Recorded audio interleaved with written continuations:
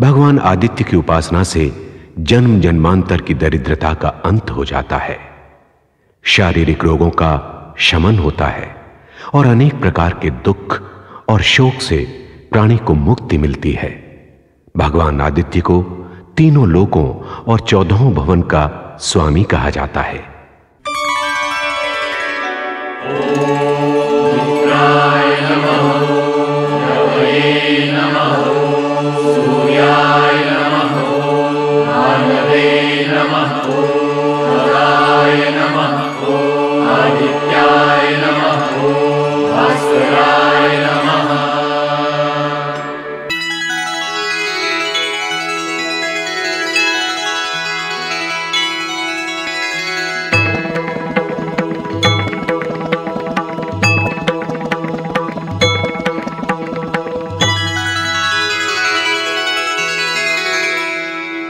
जपाकुसुम संकाशम काश्यपेयं महाद्युतिं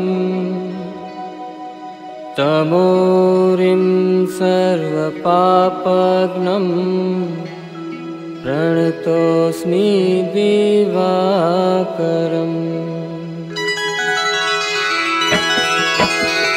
जपाकुसुम संकाशम काश्यपेयं महाद्युतिं तमोरिं सर्वपापघ्नं प्रणतोऽस्मि दिवाकरम्।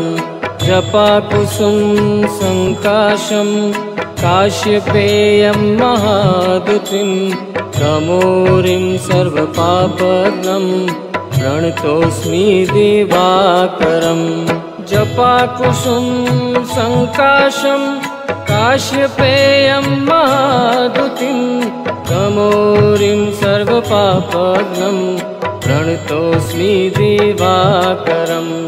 जपाकुसुम संकाशं काश्यपेयं महाद्युतिं तमोरिं सर्वपापघ्नं प्रणतोऽस्मि दिवाकरम्।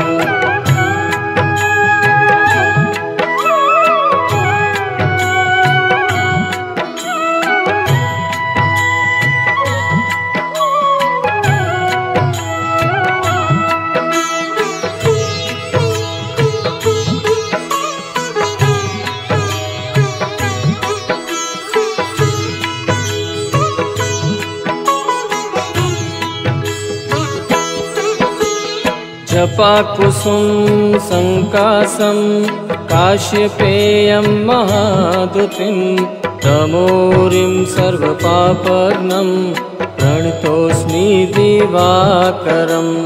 जपाकुसुम संकाशं काश्यपेयं महाद्युतिं तमोरिं सर्वपापघ्नं प्रणतोऽस्मि दिवाकरम्।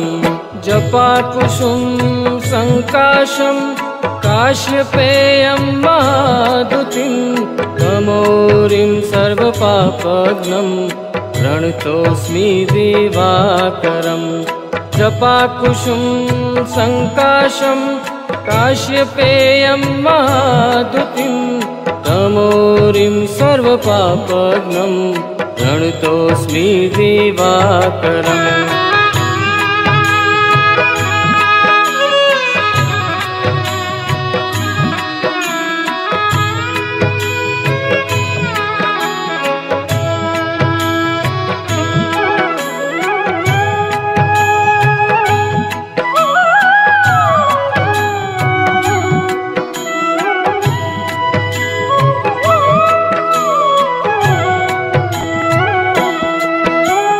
जपाकुसुम संकाशं काश्यपेयं महाद्युतिं तमोरिं सर्वपापघ्नं प्रणतोऽस्मि दिवाकरम्। जपाकुसुम संकाशं काश्यपेयं महाद्युतिं तमोरिं सर्वपापघ्नं प्रणतोऽस्मि दिवाकरम्।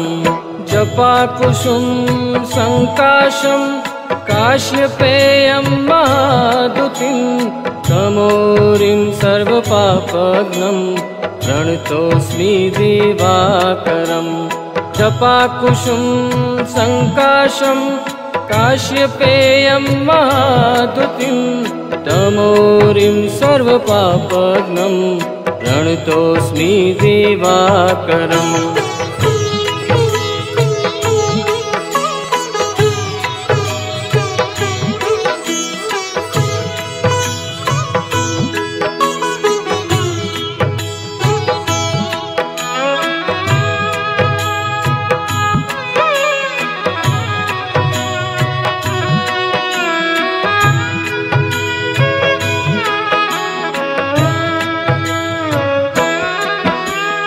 जपाकुसुम संकाशं काश्यपेयं महाद्युतिं तमोरिं सर्वपापघ्नं प्रणतोऽस्मि दिवाकरं जपाकुसुम संकाशं काश्यपेयं महाद्युतिं तमोरिं सर्वपापघ्नं प्रणतोऽस्मि दिवाकरम् जपाकुसुम संकाशं काश्यपेयं महाद्युतिं तमोरिं सर्वपापघ्नं प्रणतोऽस्मि दिवाकरं जपाकुसुम संकाशं काश्यपेयं महाद्युतिं तमोरिं सर्वपापघ्नं प्रणतोऽस्मि दिवाकरम्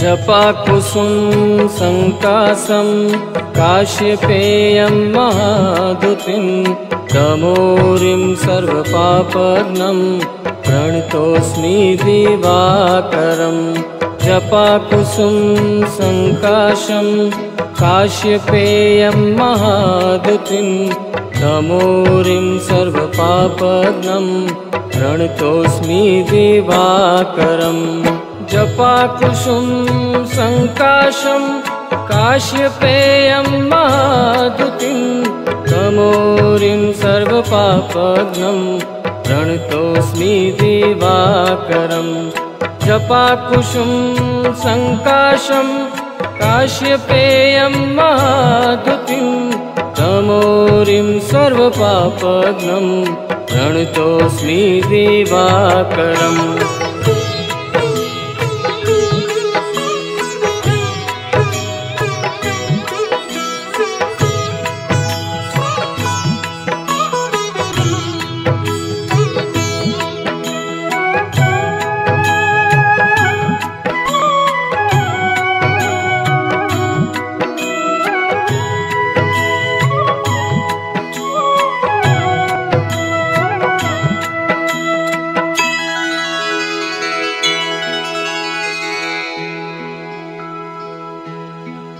जपाकुसुम संकाशं काश्यपेयं महाद्युतिं